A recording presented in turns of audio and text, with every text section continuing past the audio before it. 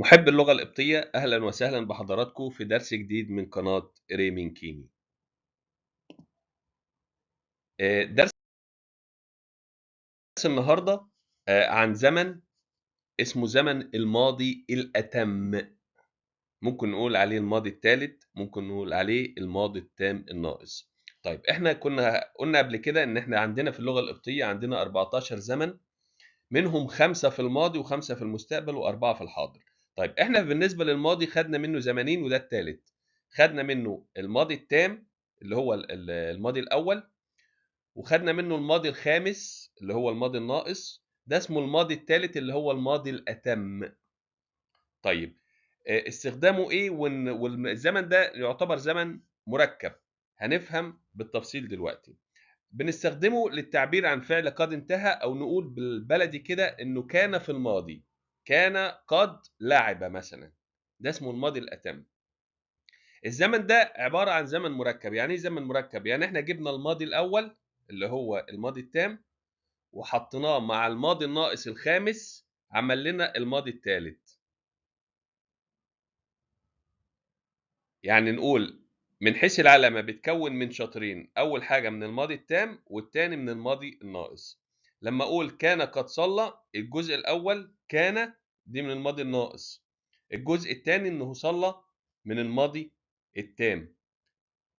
طيب نفهم بالتفصيل أكتر. عشان أفهم بالتفصيل أفرق بين الماضي الأول والثالث والخامس إزاي. أنا خدت الماضي التام الأول، هنا وجه المقارنة، الأداة كانت عندي لما أقول مينا شليل يبقى مينا صلى، وكانت دي علامة الإثبات مع الاسم الظاهر ودي علامة النفي ام بي. في الماضي الخامس كانت مع الجملة الفعلية ناري وبي، والجملة اللا فعلية كنا بناخد ني وبي، والنفي بتاعه كان بآن. في الماضي الثالث احنا جمعنا الأداة بتاعة الماضي التام مع الأداة بتاع الماضي الناقص، كون لنا الأداة بتاعة الماضي الثالث أو الماضي الأتم.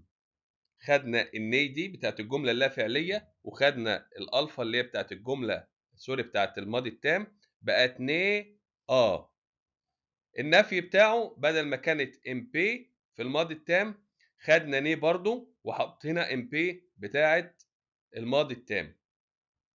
يعني الاستخدام بقى ده الماضي التام الاول اللي هو احنا بنستخدمه على طول، هو اكتر فعل اكتر زمن بنستخدمه. لما بقول لعب الولد لعب او لعب الولد، دي حدث انتهى في الماضي وخلص. الماضي الناقص مضارع انتهى. يعني مضارع انتهى مثلا لما اقول كان يتكلم، كان بيتكلم، ده اسمه ماضي ناقص. كان يتكلم نقول المضارع بتاعه انتهى، عشان كده بنستخدم كان. طب بالنسبة للماضي التام الثالث الأتم، كان قد، يعني فعل كان في الماضي. يعني الأولى كانت فعل كان في المضارع، الثانية أو ده الناقص كان فعل كان في المضارع. الماضي الأتم أو الثالث فعل كان في الماضي. يعني لما أقول ني أوف صاجي، خدنا الني بتاعت الماضي الناقص والأوف بتاعت هو بتاعت اللي هو الماضي التام، بقت ني أوف صاجي كان قد تكلم. نفهم بالتفصيل برضو ونوضحها مع الأمثلة. طيب ناخد التصريف الإثبات. خلاص احنا عرفنا انه زمن بيتكون من مقطعين، جزء من الماضي الناقص وجزء من الماضي التام. انوك هتبقى ني اي، لان اي دي كانت بتاعه الماضي التام، والني دي بتاعه اللي هي كانت ثابته مع الماضي الناقص. انت كنت قد يبقى ني اك، انت كنت قد ني اري، نحن كنا قد ني ان، كان قد هو بقى ني اف، كانت قد هي نياس، كنتم أو كنتن قد نيارتين، برضو أرتين دي بتاعت الماضي التام الأول. كانوا قد نياف، ده بالنسبة للتصريف الإثبات مع الضمائر. طب قدام الاسم الظاهر زي ما احنا لسه قايلينها برضو والاسم الظاهر، لما أقول مثلا مينا إشليل، كان مينا قد صلى، يبقى الزمن كان قد وبعد كده الفعل. طيب ناخد امثله.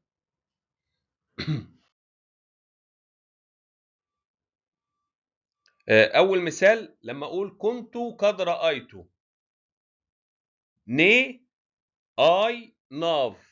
ادي الاولى ني اللي هي الجزء بتاع الماضي الناقص، بعد كده اي التصريف مع انا في الماضي التام، وبعد كده ناف اللي هو الفعل كون لنا حاجه اسمها الماضي الاتم. يعني احنا ركبنا زمنين على بعض جاب لنا الزمن الثالث اللي هو الماضي الاتم.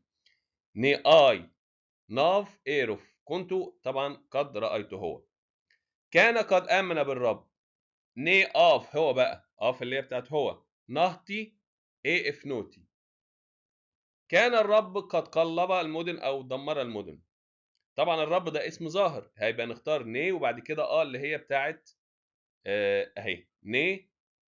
طبعا دي اللي هي بتاعت الماضي التام، والني دي بتاعت الماضي الناقص. بقى عندنا ماضي اتم لما خلطنا الاثنين على بعض. وايه بشويس اللي هو الاسم الظاهر الرب او بتشويس. ريخت اني فاكي بي. لاحظوا ان بي هنا بنحطها مع الزمن ده، ممكن نحطها في الجمله او بعد الفعل او في اخر الجمله، وممكن ما نحطهاش زي ما كنا بنعمل مع الماضي الناقص. وعامه كل الازمنه اللي بيبقى فيها كان، زي ما هناخد ان شاء الله في المستقبل الناقص، هيبقى ممكن نحط بي وممكن ما نحطهاش. طيب ناخد مثال ثالث. لان هيرودس كان قد امسك يوحنا. هيرودس غار ني اوف موني. ني اوف برضه اهي. كان قد امسك مين؟ ان يؤنس اللي هو يوحنا. مثال كمان. عين يعقوب كانتا قد ثقلتا. تقلوا يعني. ني اوف هم بقى قصده مين؟ ني اوف ايروش. اهرش. ني اوف اهرش. بي ادي بي حطيناها وممكن ما نحطهاش. مين بقى اقصد؟ ما اقصد مين؟ ان جي ده قصدي. نينفال عينا او عيون صفة ملكية عيون. مين عيون؟ مين عيون؟ يعقوب. ان يعقوب برضو يبقى هنا دي هما قد ثقلتا اقصد عيون يعقوب. طيب ده بالنسبة لتصريف الزمن في النفي. نفس الحوار اللي احنا زي ما قلنا قبل كده، ان احنا بنحط ني وبعد كده ام بي قدام الاسم الظاهر، وبنصرفها برضو مع ضمير مع بقية الضمائر. لما اقول مثلا ما كنت قد ني ام بي. ني ام بيك لم تكن قد انت يعني. ني ام بي انت لم تكوني قد. ني ام بين. ني ام بيف هو لم يكن قد، هي لم تكن قد. ني ام بيس لم تكونوا قد. ني ام بتين لم يكونوا. ني ام بو. كل نظام الزمن ده هو تركيب زمنين في بعض، عملنا زمن اللي هو الزمن الماضي الاتم. ناخد امثله على النفي.